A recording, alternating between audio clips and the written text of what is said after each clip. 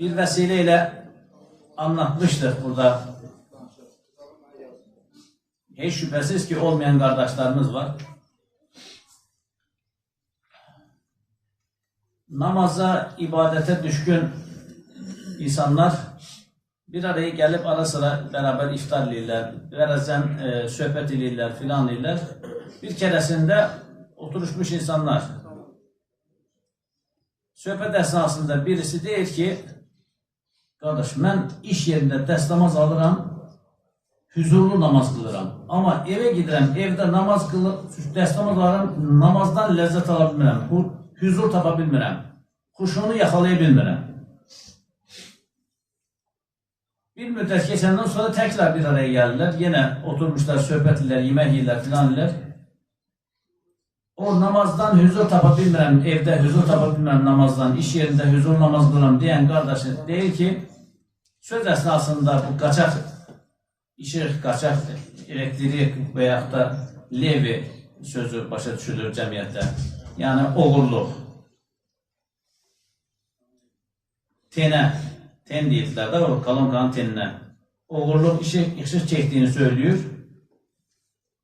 O zaman səmimi yoldaşlardan birisi parmağını işləyir, cəmaatın içində onu utandırmır. Sonra kenara çekip deyir ki, bu da İslam əxlaqıdır ha. Yani adamın xətasını cəmaatın içərisində üzünə söyləmək İslam əxlaqından deyil.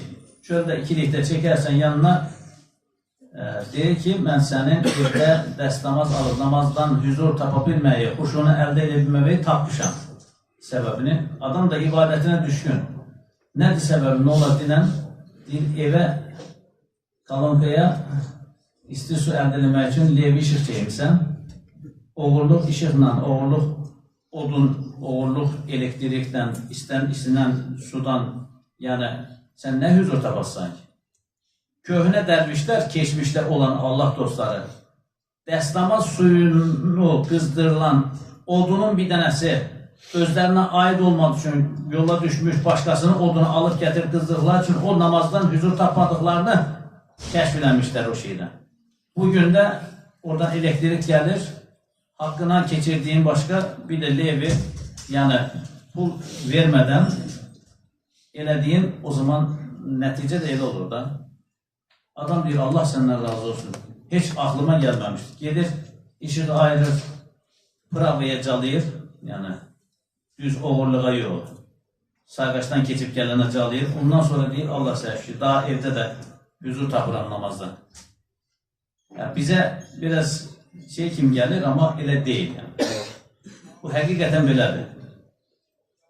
Sen xoşlanarsanmı ki, senin malını biri oğurlayıb yesin?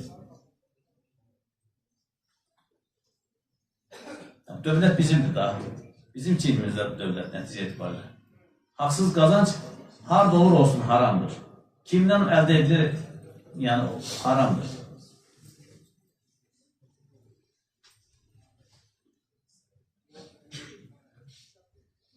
Mənəvi qidalara diqqət. Analar da halal loxmaya övladlarını əmizdirərkən, bəsləyib böyüdərkən xüsusilə riayət etməli, təqvalı və ruhani bir ailə yuvası təşkil etmə qeyrətində olmalıdır. Salihə anaların bu qeyrətləri ömürlük təşəkkürə layiqdir. Ayət-i kərimdə buyurulur. Bir insana, ana atasına yaxşılıq etməsini tövsiyə etdik.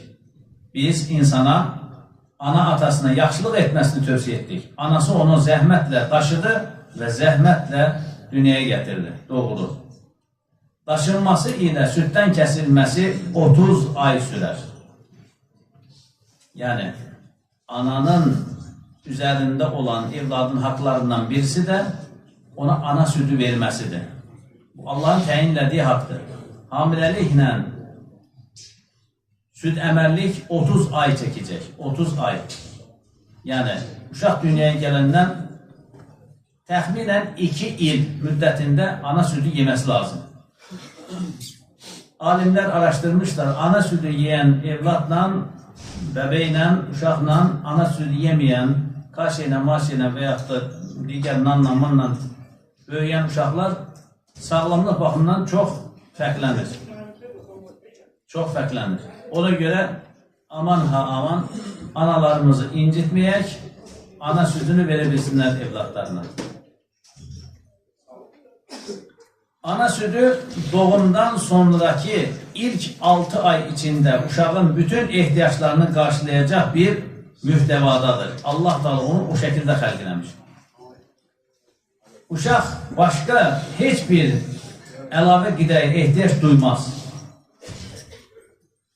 Lakin ana südü ilə bərabər uşağa ananın halət-ruhiyyəsi də qismən intiqal edər. Yəni ananın o halət-ruhiyyəsi uşağa da keçər. Ona görə ananı hüzursuz eləməmək lazım ki, uşaq hüzursuz olmasın. Ananı incitməmək lazım ki, uşaq inciməsin.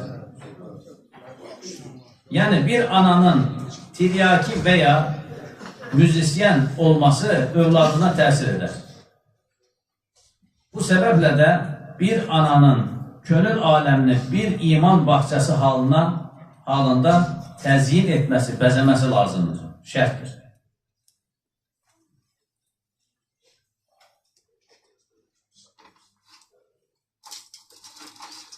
İki qardaş olurlar, iki qardaş. İkisi də İslam elmi ilə mücəhhəz, alim səviyyəsində yüksəlmiş insanlar.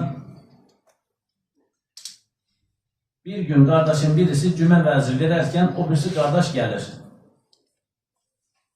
İçəri baxır, təbəssüm edir, gedir. Hətta biraz gülərcəsində gedir. Cümə namazından sonra gəlir, qardaşını anasına şikayət edir.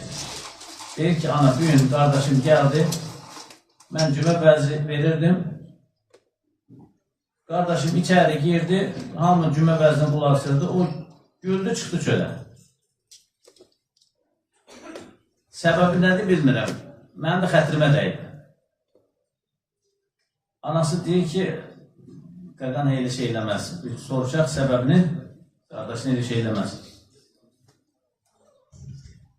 Qardaşından soruşur, deyir ki, ay ana, qardaşım elə gözəl danışırdı ki, içəridə ayaq qoyma yeri yox idi. Cəmaatla bərabər mələklər də dinləyirdi. Baxdım, o halı xoşum gəldi. Daha içəridə gördüm, boş yeri yoxdur. Mən də çıxdım çölə. Məsələn çölə çıxdım. Qardaşı heyrət edir. Bu danışdığı halda mələkləri görür, amma dinləyənlərdən birisi o qardaşı görür. Səbəbini deyir ki, bu nə haldır?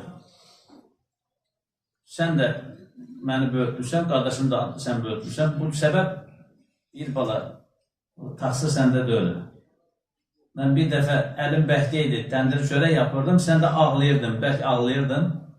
Qonşu qadın uşağını dünyaya gətirmişdi, onun da südü var idi. Siz ekiz olduğunuz üçün mən əlim bəhdə səni yedizdirib sakitləşdirməyə fürsət olmadı. Qonşu uşaq, qonşu qadın sənə süd verdi ki, sakitləşəsən.